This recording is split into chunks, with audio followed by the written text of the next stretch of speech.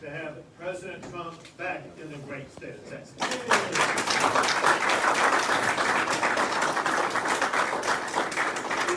He's a great friend to Texas. He's a great friend of mine. When I was governor, he was president. Anytime I called upon the president, he was there to step up and help our fellow Texans. And one of the things that he did better than anything else, and definitely better than any other president, is he stepped up and he secured our border and kept Texans and Americans safe.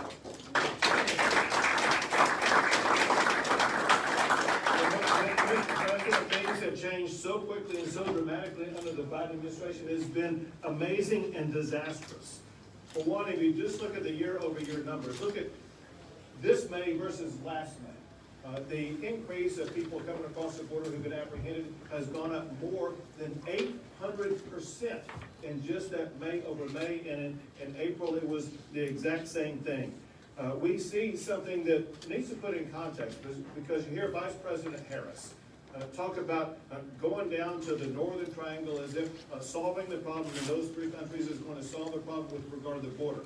She is misleading America.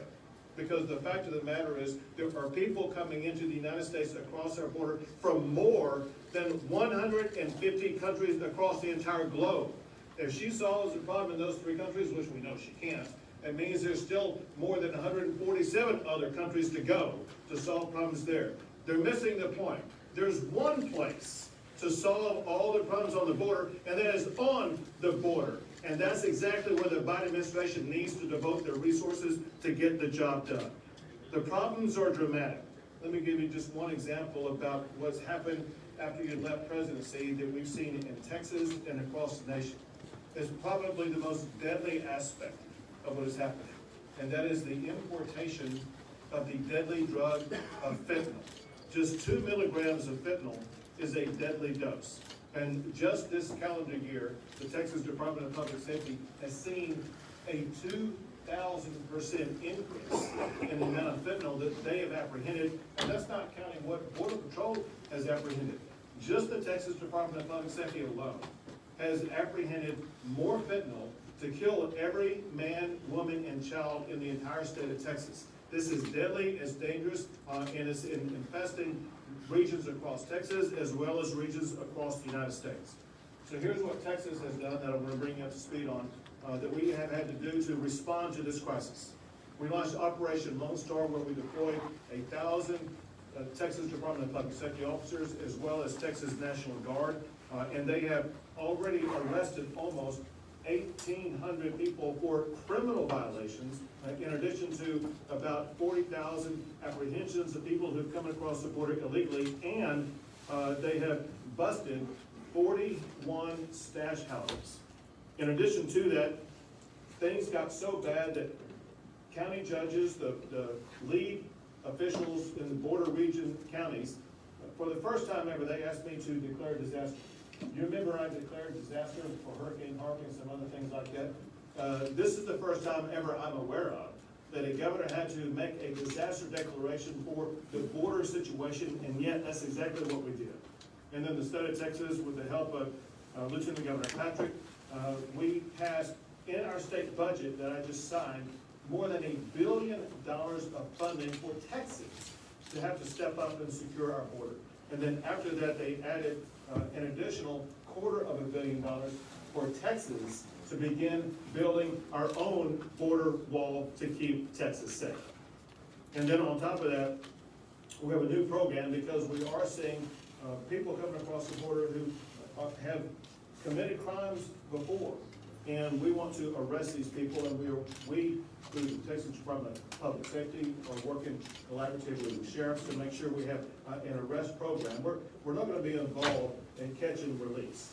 If you're coming in the state of Texas, you will have Texas law enforcement arresting you and putting you behind bars. This isn't going to be the red carpet treatment that the Biden administration has rolled out. This is going to be time in jail that our law enforcement officials will help achieve.